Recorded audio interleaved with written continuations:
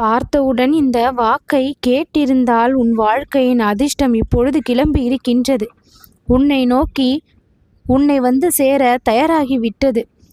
இது ஒரு சக்தி வாய்ந்த துவக்கம். இன்று இரவுக்குள் பெருமகிழ்ச்சி உனக்காக காத்திருக்கின்றது.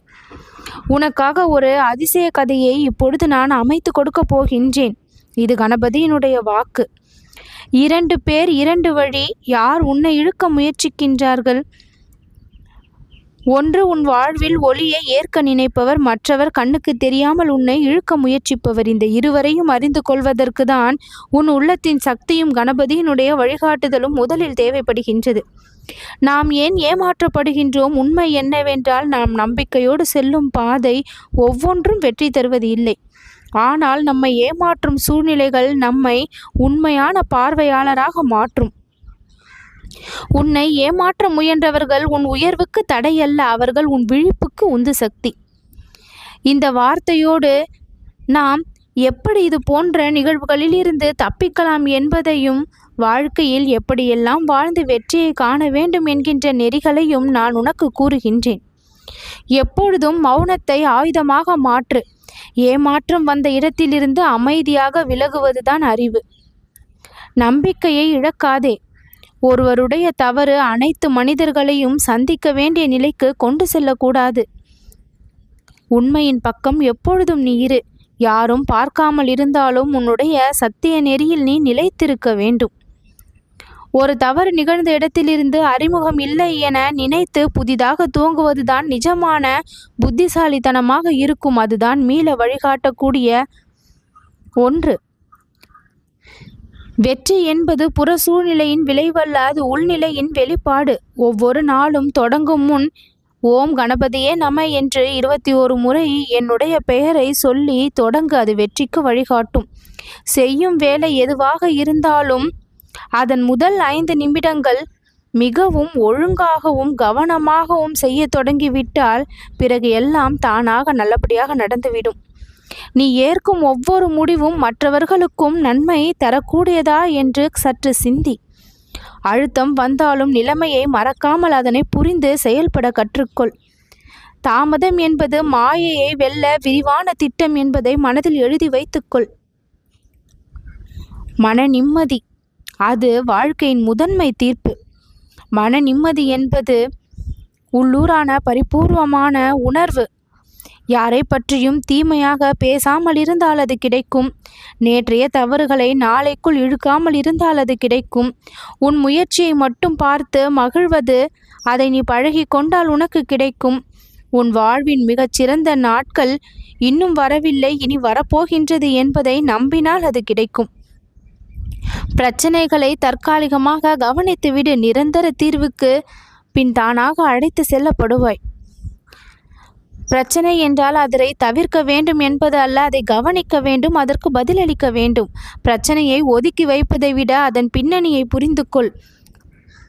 எதிர்வினையை கொடுப்பதை விட பதட்டமின்றி செயல்பட தொடங்கு. எதையும் தனிப்பட்டதாக எடுத்துக்கொள்ளாதே. இது எல்லாமே சூழ்நிலையினுடைய விளைவுதான்.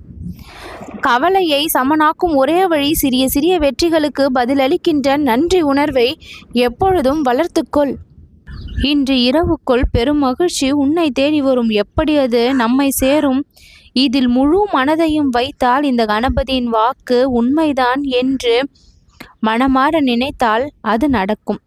அது ஒரு பணம் இல்லாமல் இருக்கலாம், வேலை வாய்ப்பு இல்லாமல் இருக்கலாம். ஆனால் உன் உள்ளத்தில் வலிமையான உணர்வு தோன்றும் பொழுது இனிமேல் என்னால் முடியும், அந்த உணர்வு தான் உன் வாழ்க்கையின் முக்கியமான திருப்புமுனை. எப்பொழுது எல்லாம் உன் பிரச்சனைகளை நீ சமாளிக்க வேண்டும் என்று நினைத்து அதை போக்க தயாராகின்றாயோ அப்பொழுது இந்த கணபதியின் மீதான ஆழமான நம்பிக்கையும் பக்தியும் உனக்குள் வர தொடங்கிவிட்டால் எல்லா பிரச்சனைகளும் சுலபமாக தானாகவே தீரக்கூடிய வழியை அது பிறப்பித்து கொள்ளும். பிரச்சனைகள் அதை நாம் ஒட்டிக்கொண்டு பின்தொடர்ந்து கொண்டே இருந்தால் அது நம்மை துரத்தி கொண்டேதான் இருக்கும். சற்று அமைதியாக உன் மனதை வைத்து எங்கே தொடங்கியது என்று யோசித்து பார்த்து அதன் பின்னால் சற்று நேரம் ஒதுக்கி அந்த பிரச்சனைக்கான தடம் எங்கிருந்து ஆரம்பித்தது என்பதை நீ கவனித்தால் முடிவதற்கான வழி ஒரு சில மணி நேரங்களிலேயே கிடைத்துவிடும். பிரச்சனைகள் ஏன் தோன்றுகின்றது என்பதை சற்று சிந்தித்து பார்த்து எங்கே தவறு நடந்திருக்கின்றது என்பதை ஆழமாக புரிந்து கொண்டு அதன் மீது சற்று கவனம் வைத்தால் அந்த பிரச்சனைக்கான தீர்வு அங்கேயே கிடைத்துவிடும்.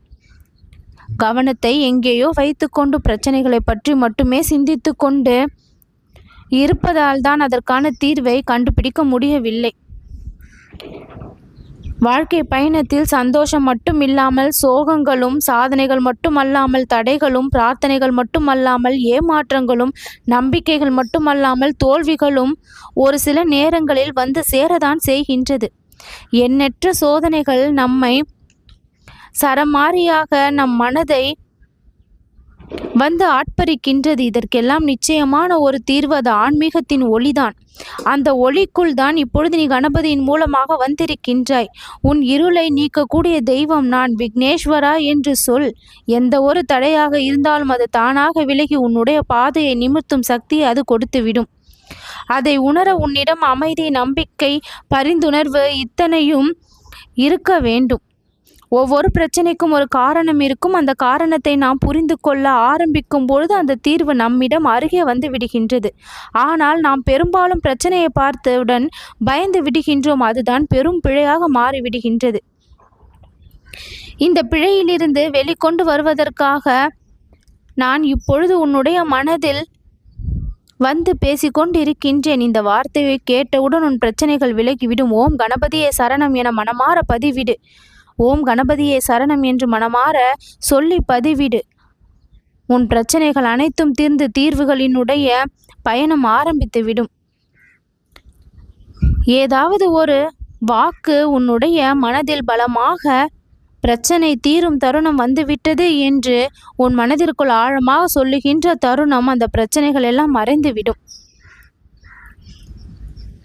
எல்லாவற்றையும் சாபமாகவே பார்க்காமல் எல்லாவற்றையும் வரமாக பார்க்க கற்றுக்கொண்டால் மனம் லேசாகிவிடும். உண்மையில் அதுதான் தீர்ப்பு முனை. உள்ளத்தின் சத்தத்தை கேட்பது, நம் பிரார்த்தனைகளை உருக்கமாக செய்வது. மாற்றம் வர வேண்டும் என்று நினைத்தால் மனதில் சிந்திக்கக்கூடிய எல்லா விஷயங்களும் புதிய கோணத்தில் இருக்க வேண்டும். ஒரே வட்டத்திற்குள் உன்னுடைய மனம் அலைப்பாய்ந்து கொண்டு இருக்காமல் உன் மனதின் விருப்பங்களையும் தாண்டி நீ சிந்திக்க தெரிந்துவிட்டால் உன் வாழ்க்கையை நீ சுலபமாக வென்று விடலாம். எதன் பின்னால் உன் மனம் விருப்பம் கொள்கின்றதோ அதை பற்றி மட்டுமே சிந்திக்காமல் அதிலிருந்து சற்று வெளியே தாண்டி வந்து உன் மனதை விரிவுபடுத்தி எல்லாவற்றையும் நோக்கி சிந்திக்க தெரிந்துவிட்டால் உன்னை வெல்ல யாராலும் முடியாது. பெரும் மகிழ்ச்சி உனக்கு காத்திருக்கின்றது. நல்லது நடக்கும்.